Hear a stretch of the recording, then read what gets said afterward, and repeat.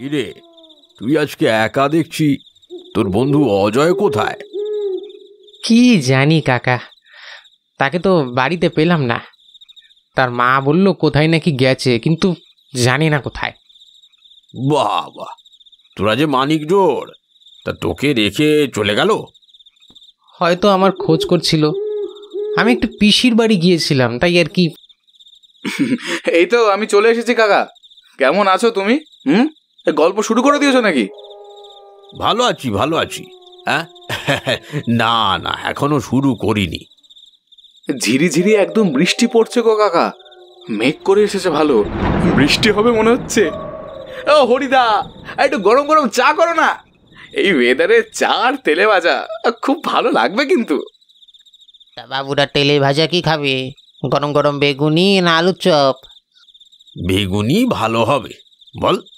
বেগুনি হলে মন্দ হবে না, কি বলিস তোরা? বেগুনি ভাজো। একদম। ও বিশুদা, একটা গল্প বলো না। হ্যাঁ, তাহলে শোন, তোদের একটা আমার পরিবারের সাথে হওয়া সত্য ঘটনার কথা বলি। আমার দাদুরা দুই ভাই ছিল। দেখ দাদা, আমি কিন্তু ভালোই ভালোই বলছি, ওই জমিগুলো তুই আমার নামে লিখে দে, নয়তো খুব খারাপ হবে। বাবা তো তোকে গ্রামের মোড়ল করেই দিয়েছে, তোর আর কি দরকার? একদম না ভাই, এমনিতেই তুই মদের নেশায় বাবার বেশিরভাগ সম্পত্তি বিক্রি করে দিয়েছিস। এই জমিগুলো বিক্রি করলে আমরা চাষবাস করব কোথায়? আমরা খাবো কি? তাছাড়া বাবার সিদ্ধান্ত ছিল আমি মোড়ল হব। তুই তবে দিবি না বলছিস? ভালোই ভালোই না দিলে আমাকে কিন্তু আঙুলটা বাঁকাতে হবে। প্রাণ থাকতে আমি এই জমিগুলো কিছুতেই তোকে দেব না।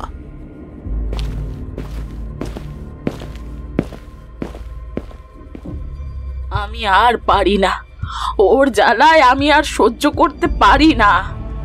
তুমি ভয় পেও না মা, আমি আছি তো। এবার আমাকে লাগামটা শক্ত করে ধরতে হবে। কিন্তু কিভাবে? ওকে তুই চিনিস না রে বাপ, ও একদম ভালো নয়। মদ খেয়ে এক্ষুনি না এসে গন্ডগোল করে। করলে করবে, আমি কিন্তু কিচ্ছুটি দেব না। রাত তখন 12টা। ঘরে শুয়ে ঘুমাচ্ছিল বড় দাদু। হঠাৎ তার ঘুমটা ভেঙে যায় একটা শব্দে, নূপুরের শব্দ। কিন্তু বাড়িতে কে নূপুর পড়বে? এই শব্দটা কোথা থেকে আসছে? বড় দাদু বিছানা থেকে নেমে জানলার কাছে যায়। জানলা দিয়ে বাইরে দেখার চেষ্টা করে। পূর্ণিমার চাঁদের আলোয় বাড়ির সামনের বাগানটা পুরো আলোকিত।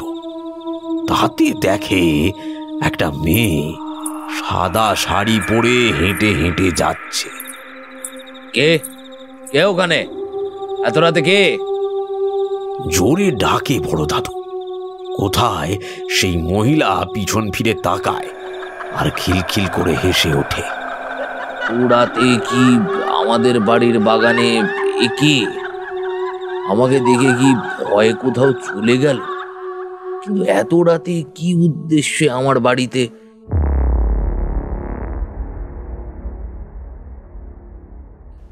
আমি জানি না, আপনি কিছু করুন। এটা খুব খারাপ। এটা করা কি ঠিক হবে? ইচ্ছার বিরুদ্ধে কিছু করাটা উচিত নয় বেটা। আমি জানি না, যা হোক করে আমার এটা দরকার। আপনার যা টাকা লাগে আমি দেব। ঠিক আছে, আমি দেখছি। সেদিন অমাবস্যার রাত ছিল। আমার বড় দাদু খাটে শুয়েছিল। হঠাৎ তার গায়ের উপরে একটা ঠান্ডা শীতল নিঃশ্বাস পড়ছিল। কে? আপনি এখানে কি করে? ঘরের ভেতরে কিভাবে প্রবেশ করলেন? একদম চুপ। এরপর ওকে দাদু যেন একটা ঘোরের মধ্যে থাকতো, একটু অন্যরকম ভাব। গোপাল দাদুর মা খুব চিন্তিত থাকতো ওই ব্যাপারটা নিয়ে। আরে গোপাল, রাতের বেলায় তুই কার সাথে কথা বলিস? না না, কেউ না তো। তোর ঘর থেকে কারো শব্দ শোনা যায়। রাতের বেলা বেরিয়ে যাস কোথাও, আবার কিছুক্ষণ পর ফিরে আসিস। এত রাতে কোথায় যাস? আরে তুমি ভুল শুনেছো, তুমি। মায়ের সন্দেহ হয়েছে। ওই জন্যই তো বলছি আমার সাথে চলো। তা হয় না, মাকে একা রেখে কিভাবে যাব? তোমার কি আমার সাথে থাকতে ইচ্ছে করে না? এই দিকে ততদিনে একটা কাণ্ড ঘটেছে গ্রামে। ছোট ছোট বাচ্চা মেয়েরা নিখোঁজ হতে শুরু করেছে এই 5 থেকে 6 বছরের মধ্যে। কি ব্যাপার বলতো? তুই রাত দিন কোথায় থাকিস? গ্রামে ঘরে কি হচ্ছে খেয়াল রাখিস? আমার খবর রেখে কি হবে? গ্রামের মোড়ল তো আমার দাদা। বাবার পর বড় ছেলে হিসেবে ওই সব করবে, ওই খেয়ালটা রাখুক না। তোর দাদাও এখন কিরকম একটা যেন হয়ে গেছে, খাওয়া দাওয়া ঠিক করে করছে না, রাত্রে কার সাথে যেন একটা কথা বলে। তাই নাকি? গ্রামে এত বড় একটা বিপদ, ওর কোনো হুঁশ নেই। গ্রামের সকলে আজকে একটা মিটিং ডেকেছে, ওকে ওকে থাকতে বলো, আমিও আসছি।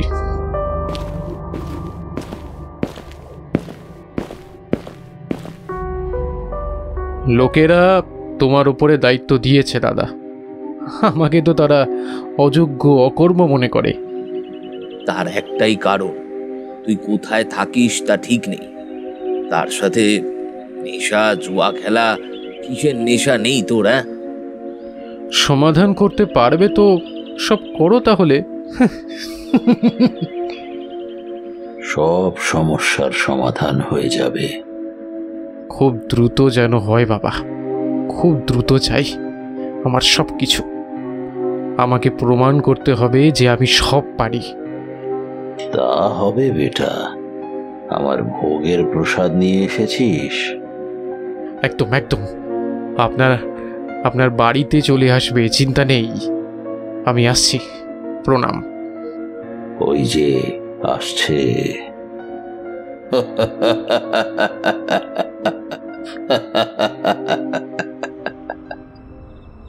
গ্রামে বেশ কয়েকদিনে 3-4টে মেয়ে নিরুদ্দেশ হয়েছে। কিভাবে হচ্ছে কেউ বুঝতে পারছে না। এদিকে সবাই চিন্তিত, সবাই আসছে আমার গোপাল দাদুর কাছে। কিন্তু গোপাল দাদু ও কি যেন একটা ঘোরের মধ্যে রয়েছে, কোনো দিকেই তার কোনো মন নেই। এদিকে এসো, আমার সাথে এসো। আমি যাচ্ছি, তুমি দাঁড়াও, আমি যাচ্ছি তোমার সাথে, দাঁড়াও। ঘরের ভেতরে মহিলা কণ্ঠ শুনে আমার দিদার ঘুম ভেঙে যায়। দিদা ঘুম থেকে উঠে ঘরের বাইরে বেরিয়ে এসে দেখে গোপাল দাদু কারো পিছনে হেঁটে হেঁটে চলে যাচ্ছে। সামনে একটা মহিলা। আমার দিদা সেই রাতে মহিলাটিকে বাতাসে ভাসতে দেখেছিলেন।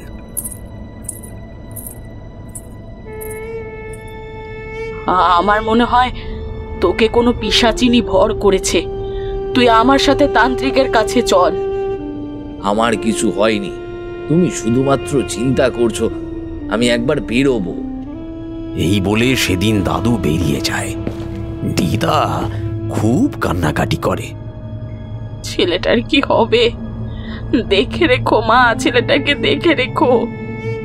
না না, এসব কি দিচ্ছ? আমি এসব বিশ্বাস করি না মা।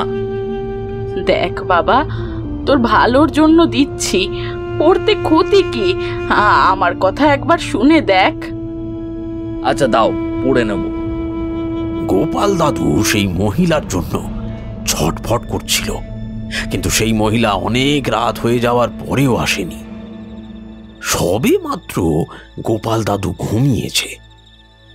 এমন সময় ঘরের পাশ থেকে একটা মহিলার কণ্ঠ পেয়ে উঠে বসলো। কেন পড়েছিস ওটা?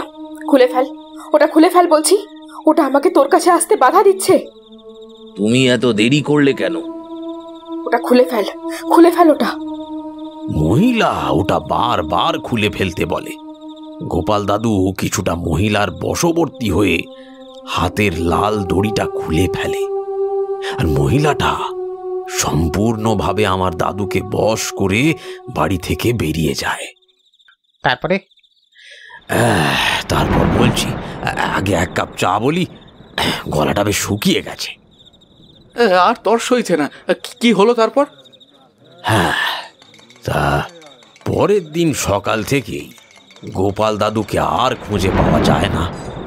এইদিকে দিদা তো চিন্তায় একেবারে কান্নাকাটি শুরু করেছে। ওইদিকে গ্রামের লোকেরা ততক্ষণে ঠিক করে ফেলেছে চন্দ্রই হবে তাদের গ্রামের মোড়ল, আর তাদের এই বিপদ থেকে সেই একমাত্র উদ্ধার করতে পারবে। আর সেটাই তো আমার ছোট দাদু চাইছিল। ওরে ওরে, আমাদের গোপালটাকে খুঁজে পাওয়া যাচ্ছে না, একটু দেখ না বাবা। শুধু বড় ছেলে আর বড় ছেলে, ছোট ছেলের দিকে কোনো খোঁজ খবর আছে কি? কি করব বল, কি করব? গোপাল তো তোর জন্য কম করেনি। তুই কি করেছিস? ছেলেটা কোথায় গেছে, কি হয়েছে? আমি ওইসব পারবো না, তুমি যাও, আমার অনেক কাজ। ওই গ্রামেরই শেষ প্রান্তে একটা পুরনো মন্দির ছিল। রাতের বেলায় গোপাল আর সেই মহিলা বসেছিল সেই মন্দিরে। আমরা এখানে কেন?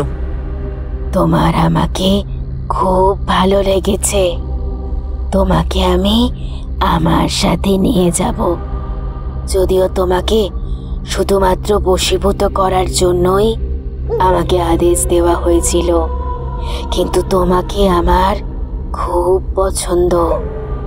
কিন্তু আমি যতটা বুঝেছি তুমি তো একটা... চুপ, একদম চুপ, আমার কাছে এসো।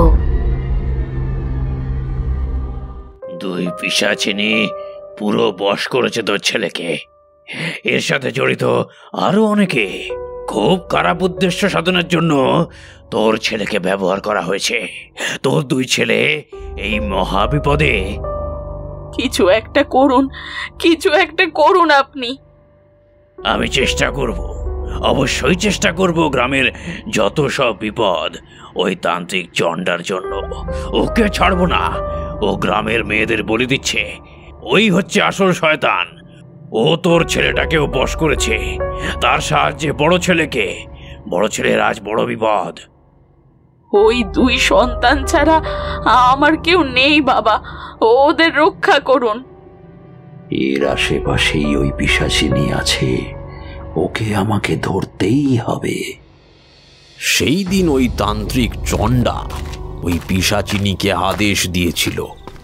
পিশাচিনী আমার ছোট দাদুকে বশীভূত করে তাকে মারবে বলে নিয়ে এসেছিল ওই জঙ্গলটায়।